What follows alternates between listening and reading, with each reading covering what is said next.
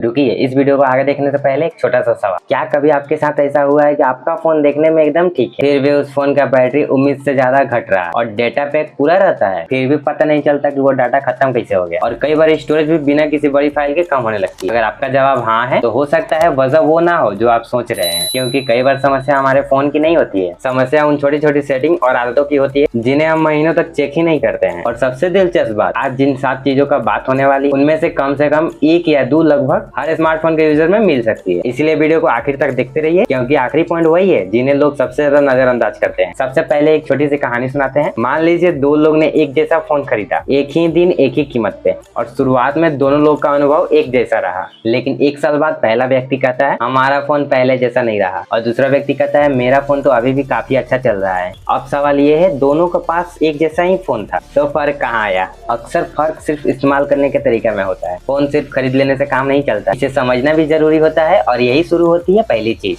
सुबह उठे, फोन खोले और स्टोरेज फिर कम। अब दिमाग में पहला सवाल आता है, मैंने तो कुछ डाउनलोड ही नहीं किया है, लेकिन कई ऐप आपका फोन में फोटो, वीडियोस या दूसरी फाइलें अपने आप डाउनलोड कर रही होती है, और धीरे धीरे छोटी फाइलें मिलकर काफी जगह घेर लेती है। और यही वजह है कि समय समय पर ऑटो डाउनलोड विकल्पों की समीक्षा करना उपयोगी होता है। अब सोचिए, अगर रोज थोड़ा थोड़ा डाटा सेव हो और थोड़ी थोड़ी स्टोरेज बचती रहे, कुछ महीने बाद आपका फोन में फर्क दिखाई दे सकता है। लेकिन दोस्तों, जो अगली चीज है उसे लगभग हर व्यक्ति दिन में कई बार देखता है, फिर भी सबसे ज्यादा अनदेखा करता है। अब चलिए एक छोटा सा प्रयोग कीजिए। आज पूरे दिन में आने वाले नोटिफिकेशन को गिनने की कोशिश कीजिए। शायद आपको खुद हैरानी होगी, क्योंकि हर नोटिफिकेशन जरूरी नहीं होता है। कुछ जानकारी देने के लिए होता है, लेकिन कुछ आपका सिर्फ ध्यान आकर्षित करने के लिए भी हो सकता है। अब सोचिए, आप कोई जरूरी काम कर रहे हो और हर कुछ मिनटों में फोन चमकने लगे, इससे धीरे धीरे ध्यान बटने लगता है। इसलिए नोटिफिकेशन मैनेजमेंट सिर्फ फोन का बात नहीं, बल्कि आपकी प्रोडक्टिविटी की भी बात है। अब एक और मजेदार सवाल, क्या आपने कभी ऐसा देखा है कि आपका फोन में कितनी ऐप लोकेशन एक्सेस रखती है? और कई ऐप को तो इसका जरूरत भी नहीं होती, लेकिन हर ऐप को इसका जरूरत हो ऐसा जरूरी नहीं है। इसलिए परमिशन की समीक्षा करना एक अच्छी आदत मानी जाती है। इससे आपको समझ आता है कि कौन सी ऐप आपकी अनुमति का इस्तेमाल कर रही है। और सबसे अच्छी बात, ये चेक करने के लिए आपको सिर्फ कुछ मिनट ही आपको फोन को देना होगा। अब तक मैंने जितना बोला है, ये सब बातें तो काफी लोगों को पता होगा, लेकिन अब जो पॉइंट आने वाला है, उसी की वजह से कई लोग सोचते हैं कि उनका डाटा बहुत तेजी से खत्म हो रहा है। मान लीजिए आज का आपका पूरा डाटा पैक बच गया है और सुबह आपने मुश्किलों से कुछ मिनट के लिए इंटरनेट चलाया, लेकिन दोपहर तक डाटा उम्मीद से ज्यादा इस्तेमाल हो चुका था। ऐसा क्यों होता है? क्योंकि कई बार कुछ ऐप्स आपके फोन के बैकग्राउंड में इंटरनेट का उपयोग कर रही होती है। इसका मतलब ये नहीं है कि कोई समस्या है, लेकिन डाटा यूज सेक्शन को समय समय पर देखना उपयोगी हो सकता है, क्योंकि जानकारी होना हमेशा बेहतर होता है। क्योंकि जब आपको पता होगा कि डाटा कहाँ उपयोग हो रहा है, तभी आप बेहतर से उसका निर्णय ले सकते हैं। अब आपके पास एक चुनौती है, वीडियो खत्म होने के बाद अपने फोन में जाइए और देखिए कि कितनी ऐप ऐसी है जिन्हें पिछले 30 दिनों में एक बार भी नहीं खोला, यानी कि अनयूज्ड ऐप।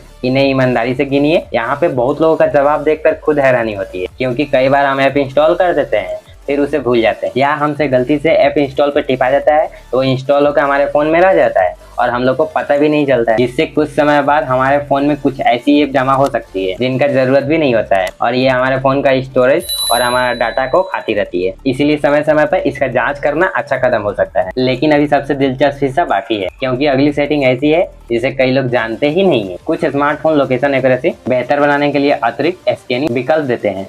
और हाँ, हर फोन अलग हो सकता है और हर उपयोगकर्ता का भी जरूरत अलग होती है, इसलिए इन सेटिंग को समझना जरूरी है। ध्यान रखिए, सिर्फ किसी वीडियो में देखकर कोई भी सेटिंग तुरंत बदल देना सही तरीका नहीं है। पहले समझिए, फिर अपने जरूरत के हिसाब से निर्णय लीजिए। अब पूरी वीडियो की सबसे जरूरी बात, स्मार्ट यूजर कौन है? वह जो हर सेटिंग बदल देता है?